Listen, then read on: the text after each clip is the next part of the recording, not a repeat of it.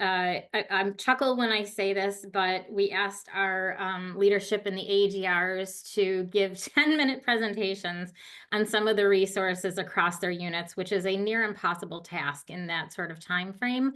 But we appreciate that they accepted the challenge and are willing to join us. So first, Murthy is going to be presenting on North Campus resources. And as many of you know, he's the Associate Dean for Research in the School of Engineering and Applied Sciences. So thanks, Murthy, for doing this. Thank you, Jill. I'm just the Associate Dean for the College of Arts and Sciences, and so not the School of Engineering, so that's okay. Yeah, sorry. I was distracted with my Picori in the background. Sorry. No problem, Jill. So can I share the slides here? Let me just, Yes, you can. Yep. sure. And okay, hopefully people can see my slide. Yep, perfectly. Okay, and screen. Okay, let me put this. All right. So hello, everyone. Good morning, everyone. As Jill mentioned, I'm Murthy. I'm a faculty in the physics department, and I'm also the Associate Dean for Research in the College of Arts and Sciences. So in the next 10 minutes or so, I would just give you an overview of the core facilities and resources that are available on North Campus in general. So, and okay. So the North Campus, if you notice, has most of this information that I show today are available online, and I'll also show you where to kind of find them, so that as you embark on doing something new in your research, you know where to look for this information. So the North Campus shared services facilities are kind of started with the engineering and the College of Arts and Sciences together, and they're all collected over the last, I would say, like about 5 to 10 years into a common platform, shared instrumentation laboratory. And Don Goralski, as you could see in the slide here, he's directing it over like almost for 10 years now. And so you could see that you will see the tabs on the top. It kind of shows you the facilities and equipment that are available, as well as the services that they provide. And also there's a lot more information under the getting started and who we are and so on. So this is the landing page when you do science and engineering university shared facilities. This is the landing page you will see.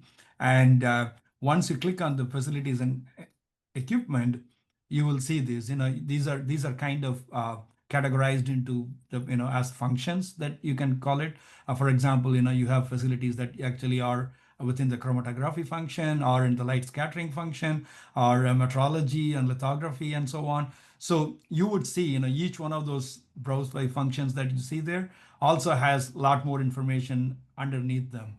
So I think this is really well organized, and you will be happy to see them, and with short description on each one of them, and the kind of equipment that they have, the model numbers and so on, and the capacities of how many students can work at a time and so on.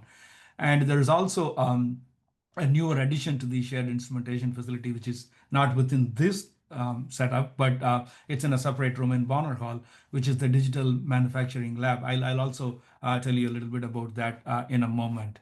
And if you click on one of those, you have these browse by functions.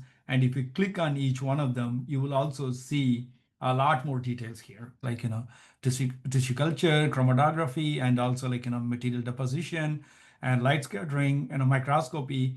And I would also just mention that in addition to all the SEMs and the FIBs that we have, there is also a brand new state-of-the-art TEM that is being acquired for the university. The construction for that place where it would go is just almost complete. So we expect that to be kind of installed during this semester. So there is a brand new TEM that I'm sure that many of you would be interested to use as well.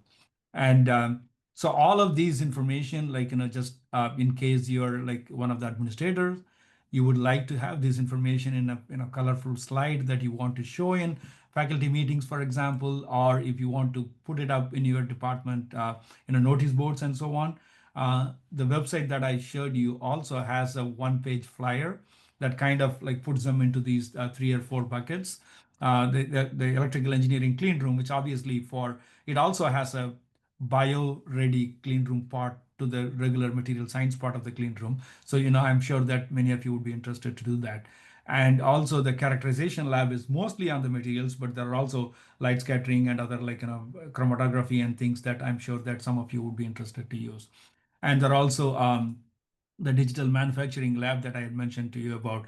That's a recent development. Like, there have been a lot more hiring in that faculty hiring in that area, as well as more instruments have been added to this manufacturing lab.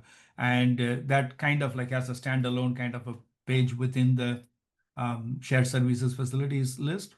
And you could also see in each one of them when you go in, this is how it will look. What does what are the equipment that are available? What are the services that are provided and their availability, as well as the rates, how much do they charge for usage, for example, training for students and so on. All of those details you could see.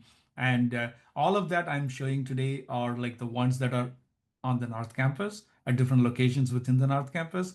And I chose not to say about the South Campus one because I'm sure that you would be given some orientation about those facilities as well. And so if you click on the top one when you start with getting started, that's a good place where to see these facilities and what do they contain and what are the equipment training and orientation details.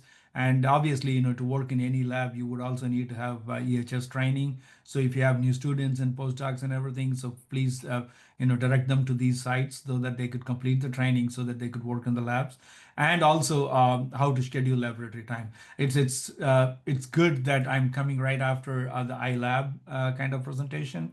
So that again kind of combines many of these details, like availability, the laboratory times, scheduling the times, as well as the rates and everything. You could also go through most of these are coming online into iLabs. And I would think that almost all of them are already into iLabs within the North Campus facilities. But if they are not, they are in the process of transferring them to the iLab portal so that you could have one place where you could pick what kind of facility you would like to use. And in addition to these are like, as I mentioned, these are facilities that are put together by engineering and College of Arts and Sciences together as a shared for the whole campus. But in addition to that, there are also specialized equipment that are available within, let's say, the chemistry department runs an instrumentation center. That's, more specific to what people in chemistry and biology use.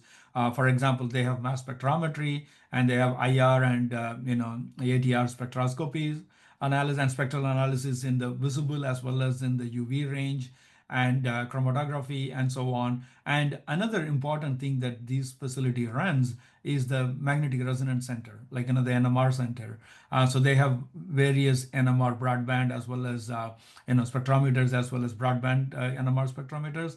So you should be able to click at their web page that will give you more technical details about each one of those Bruker as well as the variant NMR spectrometers that we have.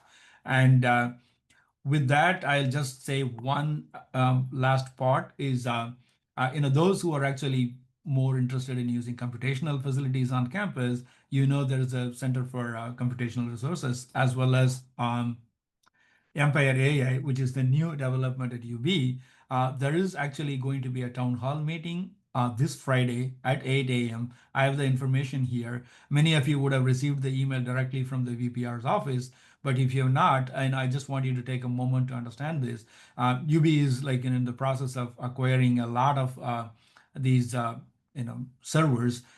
Empire AI is a very big consortium that actually puts a lot more investment into UB for developing these facilities. So the Alpha, which is the first part of those computing facilities, already in place, and there was a call for proposals to submit to Alpha and then use its capacities. And now there's going to be a second one, Beta, which would actually come online during this semester. So the town hall is on Friday at 8 a.m.